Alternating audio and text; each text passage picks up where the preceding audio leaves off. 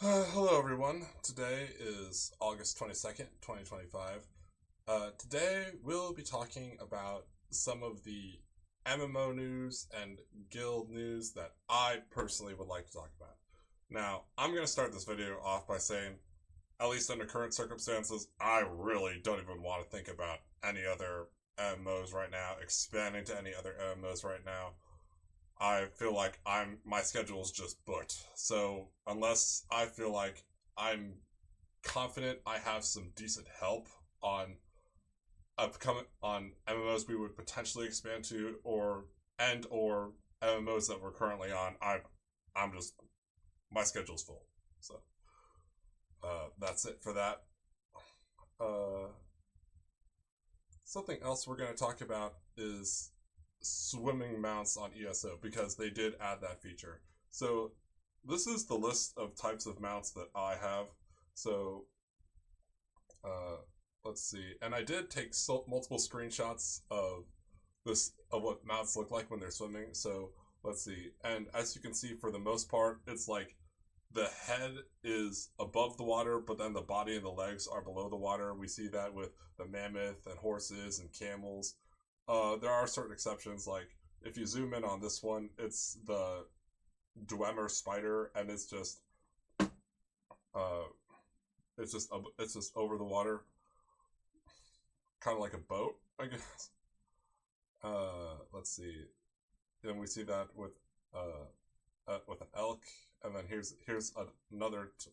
That other Dwemer spider was a two-person mount, but this one is a single-person mount, and then we see that idea multiple times with the head above the water and then the legs and the rest of the body just below the water. There's also this toy mount where it doesn't even do anything. It's a head with a stick. It looked kind of like the real life children's toy.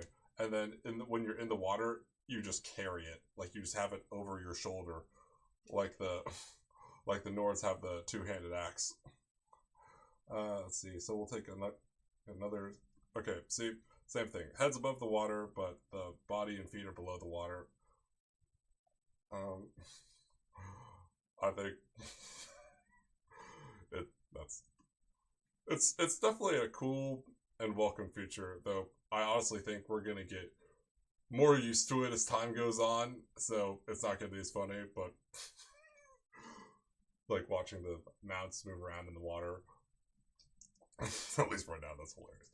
All right, so now we're gonna talk about PAX Dave's lower ratings. Now, I took this screenshot on Steam just hours before I started filming, and some of you might be thinking, well, why is PAX Day a lower rating? Well, it's because it takes a lot of time, effort, energy, and coming up with the 1.0 release, money for that subscription. And a lot of players just feel like they aren't getting their return on investment.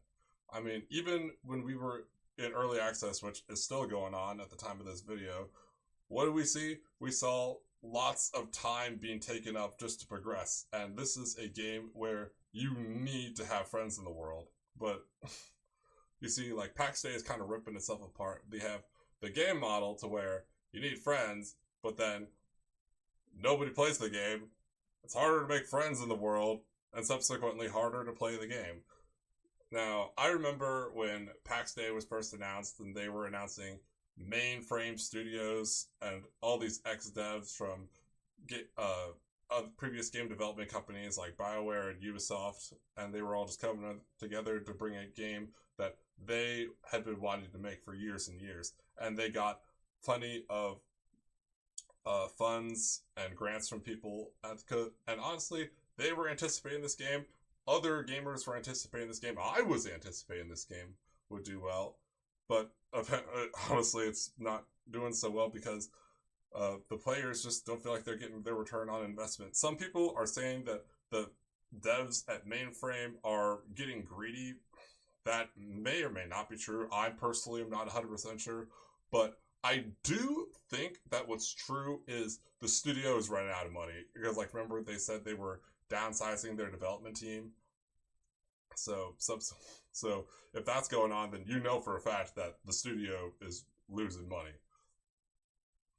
So, but I genuinely do hope that Mainframe does better. I mean, I personally was looking forward to PAX Day doing well, and then we would all go on to see what other cool games that Mainframe would develop after PAX Day. But I really hope they don't stay one of the JoJo's of MMO development. And on a side note, if you didn't know, you can go on Google Images right now. You can type in JoJo, and you'll find all these other JoJo quotes of bad war advice. Okay, moving on to Throne and Liberty. Guild alliances, as of September 3rd, are going to be downsized to 2 guilds from currently 4. As far as which guild we will stay allied with, I'm not 100% sure. I'll have to get back to y'all on that one. Another topic I want to talk about is the Curse of Stoneguard Castle. Now, when you are the guild that controls Stoneguard Castle and or the number 1 guild on the server, at least from what I've seen, every guild I can think of that I saw that applied to one and or the other has essentially just crashed and burned in modern day. I mean, think about it. Guilds like Cobra Kai, Blair, Released. There's been a few more that I've seen, but honestly, all the ones, at least the ones that I can personally remember, have gone down in modern day. So the thing is, at least on Throne and Liberty, you don't want a guild that's just a few people that barely do anything with no goal and no vision in mind, but you don't want to be the number 1 guild on the server either. Because, what's going to happen? Your guild is essentially just going to crash and burn. We keep seeing this happen over and over and over again. So you kind of want to be somewhere in the middle. I feel like I'm doing this the smart way, like I've talked about before in my previous videos. Since I'm somewhere in the middle and I'm performing decently, that's how you win. That's the real throne in Throne and Liberty. Another topic people have been talking about is Tier 3 gear coming to Throne and Liberty. And what do I personally think about it? I feel like if they'd said that months from now, at least when they would release the next zone after Talandre, yeah, sure, that would be welcomed, but under current circumstances, I feel like that just says they are only going to cater to the hardcore players and the whales on Throne and Liberty, and it's like the people come in, play casually, it's like they're going to care less and less about them. Though, here's the thing. So, if you've played this game from the day it started to basically right now, you've had the most time to collect materials and growth stones and crafting materials and in Throne and Liberty inventory essentially, and you've had the most time, the most opportunities to optimize your character. So that means if you're just now playing, you're going to have a lot of catching up to do, assuming you'll be able to catch up at all, because all those other people, they've been able to not just level up, but had time to get better gear and enhance that better gear. And then that's where the Hyper Boost servers come in. See, I think that's a good direction for Throne and Liberty. It gives new players an opportunity to catch up and subsequently boost the popularity of the game. So, Tier 3 gear, probably not the best idea right now, but Hyper Boost servers, definitely. Definitely. So let's see, what else do I want to talk about? Oh, we have started our Legion, that's the term for guild, on Ion Ascend.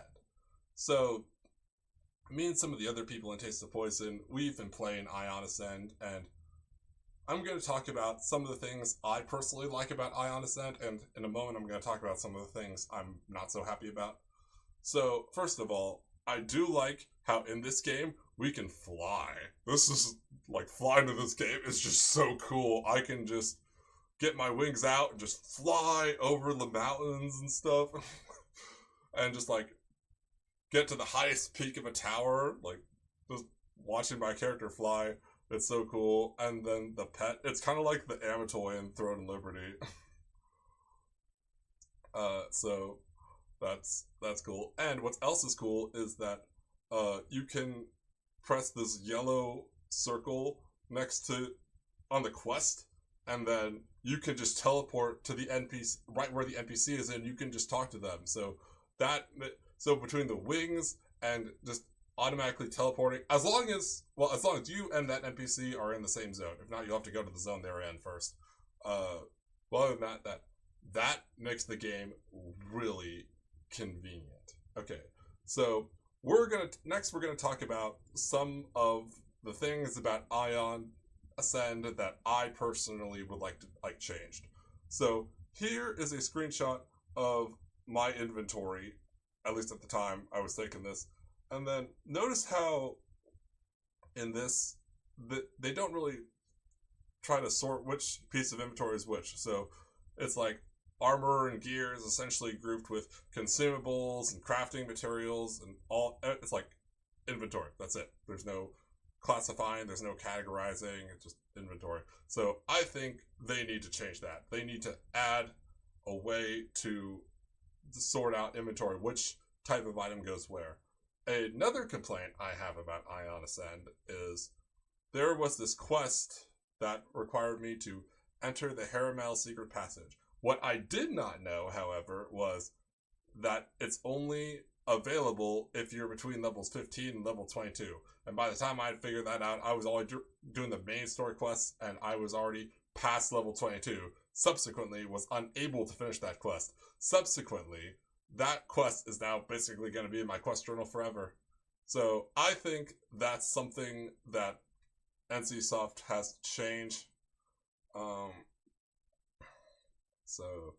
But overall, I think it's really cool. I'm really enjoying it. I know other people in Taste of Poison have definitely been enjoying it as well. So I think this will be a very well added game to our library. And the last thing I want to talk about before I end the video is Ion Ascend pre-registration. You can get 1 million Kina just for pre-registering.